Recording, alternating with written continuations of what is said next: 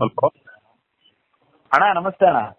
ಯಾರು ನೀನ್ ಇಡೀ ಫೋನ್ ಪ್ರಾಣ ತಿನ್ಬೇಡ ಅಣ್ಣ ರಾತ್ರಿ ನಾನ್ ಮಾತಾಡ್ಲೇಬೇಕು.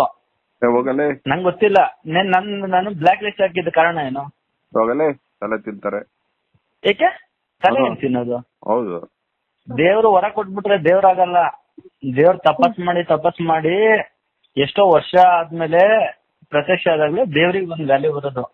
ನಾನು ಬ್ಲಾಕ್ ಲಿಸ್ಟ್ ಹಾಕಿದ್ರು ನಾನು ಇನ್ನೂ ನಂಬರಿಂದ ಮಾತಾಡ್ತಿದ್ದೇನೆ ಅಂದ್ರೆ ನೀವು ನನಗ್ ದೇವ್ರು, ನನಗ್ ಬೇಕಾಗಿದ್ದು ಇಷ್ಟಣ ನಿಮ್ ಕಡೆಯಿಂದ. ಹ. ಸತ್ಯ ಹರಿಶ್ಚಂದ್ರ ಸತ್ತ ಮೇಲೆ ಸುಖ ಸಿಕ್ತು. 1008 ಅವನಿಗೆ ಪದಕಗಳು ಬಂದು ಕಿರೀಟಗಳು ಬಂದು, ಹ. ಆದ್ರೆ ಬದುಕಿದ್ದಾಗ ಸಾವಿರಾರು ಕಷ್ಟಗಳು ಹಿಂದಿಂದನೇ ಬಂದು. ಅವರ ಹೆಂಡತಿ ಬೇರೆ ಮನೆ ಮುಚ್ಚೆ ತಿಕ್ಕಿದ್ರು, ಹ. ಅವ್ರ ಮಗ ಎಲ್ಲೋ ಹೋದ, ಇವ್ರೆಲ್ಲೋ ಸ್ಮಶಾನಕ್ಕಾದ್ರು. ಸತ್ತ ಮೇಲೆ ಅವರಿಗೆ ಸುಖ ಸಿಕ್ತು, ಹೆಸರು ಸಿಕ್ತು. ಹ. ಅದು ಒಳ್ಳೇದ? ಬದುಕಿದ್ದಾಗ ಹೆಂಡತಿ ಮಕ್ಳಿಗೆ ಅನ್ನ ಹಾಕೋದು ಒಳ್ಳೇದ? ಯಾಕಂದ್ರೆ ಅದೇ ಅದಿಲ್ಲ ನಾನಿದ್ದೀನಿ. ನೀನು ಒಂದ್ ಕೆಲಸ ಮಾಡು, ದೇವರನ್ನೇ ಗುಣೋಣ. ಅರೇ ಎರಡು ಕತ್ತೆ ತಗೊಂಡು ದಷ್ಟ ಪುಷ್ಟವಾಗಿ ಸಾಕು, ನಿನಗೆ ಉತ್ತರ ಸಿಗುತ್ತೆ. ಅರ್ಥ ಆಗ್ಲಿಲ್ಲ ಅಣ್ಣ. 2 ಕತ್ತೆ ತಗೋ, ಒಂದ್ ಹೆಣ್ಣು ಒಂದ್ ಗಂಡು. ಹ್ಮ್. ಅದನ್ನ ದಿನ ಮೇಯಕ್ ಕರ್ಕೊಂಡೋಗು. ಹಾ. ಅದನ್ನ ದಷ್ಟ ಪುಷ್ಟವಾಗಿ ಸಾಕು. ಅವಾಗ ಅದು ಹಿಂಗಾಲಲ್ಲಿ ನಿನಗೆ ಬುದ್ಧಿ ಕಲ್ಸುತ್ತೆ. ಏನಣ್ಣ ನಮ್ಗೆ ಅರ್ಥ ಆಗ್ಲಿಲ್ಲ ನಿಮ್ಮ ಮಾತು. ಕತ್ತೆ ಕಾಯ್ದ್ರೆ ಸಿಂಪಲ್ ಆಗಿ ಹೇಳ್ತೀನಿ. ಪಟ್ಬಿಡ್ತೀನಣ್ಣ, ಯಾಕಂದ್ರೆ ಕಾದ್ಬಿಟ್ಟಿದೀನಿ ನಾನು, ಇಷ್ಟು ದಿನ ಕಾದಿದ್ದೀನಿ. ಕಾದ್ರೇನೆ ಅಲ್ಲ ಅಕ್ಕಿ ಹಾಕೋದು, ಅನ್ನ ಆಗೋದು ಅಕ್ಕಿ. ಅಣ್ಣ ನಾನು ಸಮಾಜಕ್ಕೋಸ್ಕರ ದುಡ್ದಿದ್ದೀನಣ್ಣ, ನಿಮಗೆ ವಾಟ್ಸಪ್ ಅಲ್ಲಿ ಕಳ್ಸಿದ್ದೀನಣ್ಣ. ಇವತ್ತು ದಯವಿಟ್ಟು ಬೇಜಾರಾಗ್ ಬಿಡ್ರಿ. ಇಷ್ಟು ದಿನ ನಿಮ್ಮ ಮಾತುಗಳನ್ನ ಬೇರೆ ಕೇಳಿದಾರೆ. ಆಯ್ತು ಉತ್ತರ ಹೇಳು ಕತ್ತೆ, ಉತ್ತರ ಹೇಳು.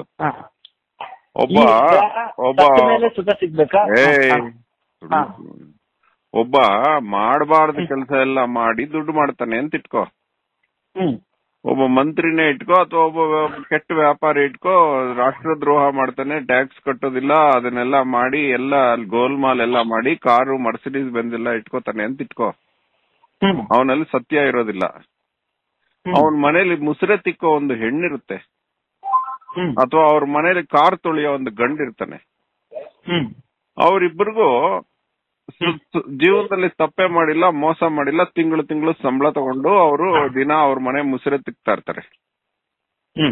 ಅವರಿಬ್ಬರು ಸತ್ಯವಂತರು. ಅವ್ರು ಮಾಡಿರೋ ಕರ್ಮಕ್ಕೆ, ಕಷ್ಟಕ್ಕೆ ಅವ್ರಿಗೆ ಫಲ ಸಿಗುತ್ತೆ. ಇವಾಗ ಹೇಳು, ಅವರಿಬ್ಬರಲ್ಲಿ ಸುಖಿ ಯಾರು, ದುಃಖಿ ಯಾರು ಅಂತ? ಸುಖ ಅಂದ್ರೆ ನಿನ್ನ ಪಾಲಿಗೆ ಹಣ ಮತ್ತೆ ವೈಭವ ಆದ್ರೆ ಫೋನ್ ಇಟ್ಟು ಹೋಗ್ತಾ ಇರೋ.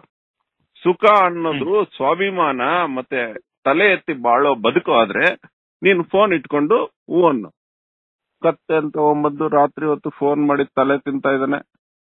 ಹ್ಞೂ ಅಣ್ಣ, ಯಾಕಂದ್ರೆ ನನಗೆ ನೀವು ಹೇಳಿದಾಗ ನನಗೆ ಇನ್ನೊಂದು ಮುಂದಿನ ದಿನಗಳಲ್ಲಿ ನನಗೆ ಒಂದು ಅವಕಾಶ ಸಿಗುತ್ತೆ. ಮತ್ತೆ ನೀನ್ ಹೇಳಿದ್ಯಲ್ಲ, ಸತ್ಯ ಹರಿಶ್ಚಂದ್ರ ಸತ್ತ ಮೇಲೆ ಸುಖ ಪಟ್ರು ಅಂತ.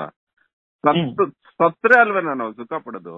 ಹುಟ್ಟಿದ್ದು ದಿಟವಲ್ಲ, ಸಾಯುವುದು ನಿಜವಲ್ಲ, ಏಕೆ ಸಾಯುವೆ ನಿತ್ಯ ಸಾಯದವನೇ, ನಿನ್ನೆಸರು ನಿಂದಲ್ಲ, ನಿನ್ನುಸಿರು ನಿಂದಲ್ಲ. ಏನೋ ಇದೆ, ಇದು ಸತ್ಯ ಅಣ್ಣ.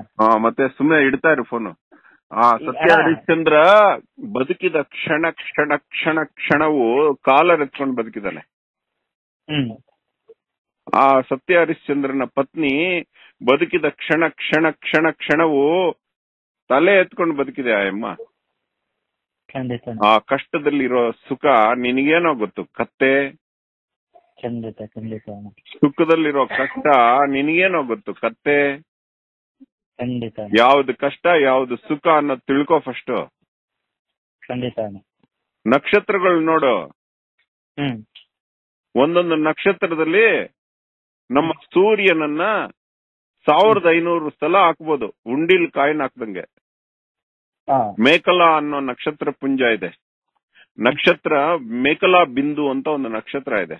ನಮ್ಮ ಸೂರ್ಯನನ್ನ 1500ರಷ್ಟು ಹಾಕಿದ್ರೆ ಅದು ಆಗತ್ತೆ, ಅಷ್ಟು ದೊಡ್ಡ ನಕ್ಷತ್ರ ಅದು. ನಮ್ಮ ಸೂರ್ಯನಲ್ಲಿ ಎಷ್ಟೋ 1000 ಭೂಮಿಗಳನ್ನ ಹಾಕ್ಬೋದು. ಹೀಗಿರೋವಾಗ ಏನೋ ನೀನು ಮಾಡ್ಕೊಂಡಿರೋ 30-40 ಸೈಟು ಖಂಡಿತ ಅಣ್ಣ. ಇಷ್ಟು ತಿಳ್ಕೊಂಡವನಿಗೆ ಈ ಒಂದು ಜ್ಞಾನೋದಯಕ್ಕೆ ನಾ ಕಾದಿದ್ದು. ಮತ್ತೆ 30-40 ಕಾರ್ನರ್ ಮತ್ತೆ ಅಯ್ಯೋ ಎಷ್ಟೋ ಇನ್ಶೂರೆನ್ಸ್ ಮಾಡಿಸಿದ್ಯೋ, ಅವ್ನ ಯಾರೋ ಫುಟ್ಬಾಲರ್, ಅವನ ಕಾಲಿಗೆ ಮ್ಯಾರಡೋನಾ ಅನ್ನೋನು ಅದೆಷ್ಟೋ ಕೋಟಿ ಕೋಟಿ ಕೋಟಿ ಇನ್ಶೂರೆನ್ಸ್ ಮಾಡಿಸ್ದ. ಕಾಲ್ ಮುರಿಲೇ ಇಲ್ಲ, ಆದ್ರೆ ಅವನು ವೀಲ್ ಚೇರ್ ಬಂದ್ಬಿಟ್ಟ. ಆ ಇನ್ಶೂರೆನ್ಸ್ ಅವರು ಮುರಿದ್ರೆ ಮಾತ್ರ ನಾವು ಕೊಡೋದು, ಅದು ಫುಟ್ಬಾಲ್ ಆಡುವಾಗ ಮುರಿದ್ರೆ ಅಂತ ಹೇಳ್ಬಿಟ್ರಂತೆ. ಭೂಮಿಗೆ ಒಂದು ಇನ್ಶೂರೆನ್ಸ್ ಮಾಡಿಸ್ಬೇಕು ಅಂತಿದ್ದೀನಿ. ಪಾಪ ಭೂಮಿಗೆ ನೀನ್ 30-40 ಸೈಟ್ ಮಾಡ್ಕೊಂಡಿದ್ಯಾ, ಭೂಮಿಗೆ ಸೈಟ್ ಇಲ್ಲ. ನಮ್ ತಾಯಿ ಭೂಮಿ ಅಮ್ಮನಿಗೆ ಇರೋದಕ್ಕೊಂದು ಜಾಗ ಇಲ್ಲ, ಸುತ್ತಾ ಇದ್ದಾಳೆ ಸೂರ್ಯನ ಸುತ್ತಲೂ. ಭೂಮಿಗೆ ಇರೋಕಂತೂ ಜಾಗ ಇಲ್ಲ, ಒಂದು ಇನ್ಶೂರೆನ್ಸ್ ಮಾಡ್ಸೋಣ ಅಂತ. ಯಾಕಂದ್ರೆ ಯಾವಾಗಾದ್ರೂ ಭೂಮಿ ಬ್ಲಾಸ್ಟ್ ಆಗ್ಬಿಟ್ರೆ ದುಡ್ಡು ಬೇಕಲ್ಲ, ಅದಕ್ಕೆ ಯಾರ ಹತ್ರ ಆದ್ರೂ ಮಾಡಿಸ್ಕೊಡ್ತೀಯ ನಾವು ಕತ್ತೆ? ಇಲ್ಲ ಇದೊಂದೇ ಜ್ಞಾನೋದಯಕ್ಕೆ ನಾನು ಕಾದಿದ್ದಣ್ಣ. ಇಷ್ಟೇ ನಂಗೆ ಬೇಕಾಗಿದೆ. ಇದು ಉತ್ತರ ನನ್ನ ಮನಸ್ಸಲ್ಲಿ ಏನಣ್ಣ ಸುಮಾರು 10 ವರ್ಷದಿಂದ ಕೊರೀತಾ ಇತ್ತು. ಮತ್ತೆ ಮೇಲೆ ಹೆಸರು ಸಿಕ್ತಾಗ ರಾವಣ ಸುವರ್ಣ ಲಂಕೆ ಸುವರ್ಣ ಮಾಡಿಟ್ಕೊಂಡಿದ್ದ. ಆದ್ರೆ ಇವತ್ತು ಸತ್ಯ ಹರಿಶ್ಚಂದ್ರನನ್ನ ಹೊಗಳ್ತಾರೆ, ರಾವಣನನ್ನ ತೆಗಳ್ತಾರೆ. ಅರ್ಥ ಮಾಡ್ಕೋ, ಸುಖ ದುಃಖ ಅಂದ್ರೆ ಅರ್ಥ ಏನು ಅಂತ. ಮತ್ತೆ ಇನ್ನೊಂದು, ನೀನು ಸಾಯುವುದು ಅಂದ್ರೆ ನಿನ್ನ ದೇಹ ಮಾತ್ರ ಸಾಯುತ್ತೆ. ನೀನು ಬರೋ ಜನ್ಮದಲ್ಲಿ ಇನ್ನೊಂದು ಶರ್ಟ್ ಹಾಕೊಂಡಂಗೆ ಇನ್ನೊಂದು ದೇಹ ಹಾಕೊಂಡ್ ಬರ್ತೀಯ. ಅದ್ರ ಲೆಕ್ಕಾಚಾರ ಎಲ್ಲ ಹಿಂದಿನ ಜನ್ಮದ ಶರ್ಟ್ ಅಲ್ಲಿ ನೀನ್ ಮಾಡಿರೋ ವ್ಯವಹಾರಗಳಲ್ಲಿ ಡಿಪೆಂಡ್ ಆಗಿರುತ್ತೆ, ನೀನ್ ಎಂತ ಶರ್ಟ್ ಸಿಗುತ್ತೆ ಅಂತ. ಒಬ್ಬ ಡ್ರೈವರ್ ಒಂದು ಕಾರಲ್ಲಿ ಚೆನ್ನಾಗಿ ಕೆಲಸ ಮಾಡಿದ್ರೆ ಅವನಿಗೆ ಮುನ್ನೂ ಒಳ್ಳೆ ಕಾರಲ್ಲಿ ಕೆಲಸ ಸಿಗುತ್ತೆ. 20 ಆಕ್ಸಿಡೆಂಟ್ ಮಾಡಿದ್ರೆ ಅವನು ಟ್ರ್ಯಾಕ್ಟರ್ ಓಡಿಸ್ಬೇಕಾಗತ್ತೆ. ಹಂಗೆ ಜೀವನ. ಖಂಡಿತ ಅರ್ಥ ಮಾಡಿ. ಇನ್ನೊಂದ್ಸಲ ಫೋನ್ ಮಾಡಿದ್ಯಾ ಅಂದ್ರೆ ಬ್ಲಾಕ್ ಮಾಡ್ಬಿಡ್ತೀನಿ.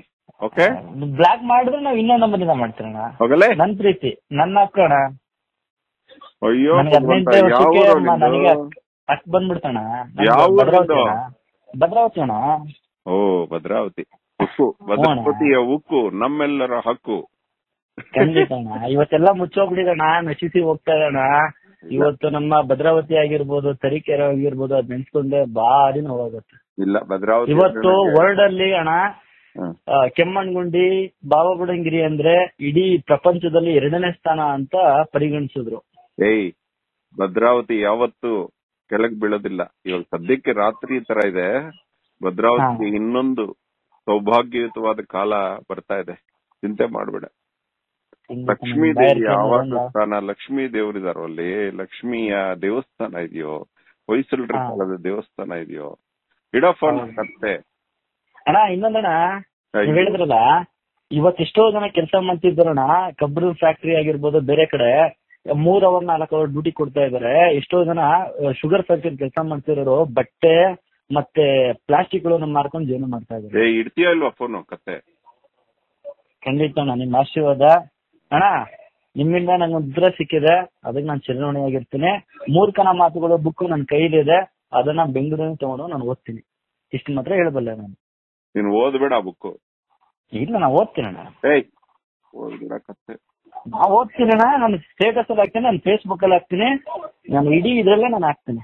ಅದನ್ನ ಹರಿದು ಬಿಸಾಕು, ಬೇರೆ ಯಾರು ಓದೋದು ಬೇಡ. ಯಾಕಂದ್ರೆ ಭಗವದ್ಗೀತೆನೋ ಒಂದೇ ಅಣ್ಣ, ಮೂರ್ಖನ ಮಾತು ಒಂದೇ ಅಣ್ಣ. ಇಲ್ಲ, ಅದು ಮೂರ್ಖನ ಮಾತು, ಅದನ್ನ ಓದ್ಬೇಡ.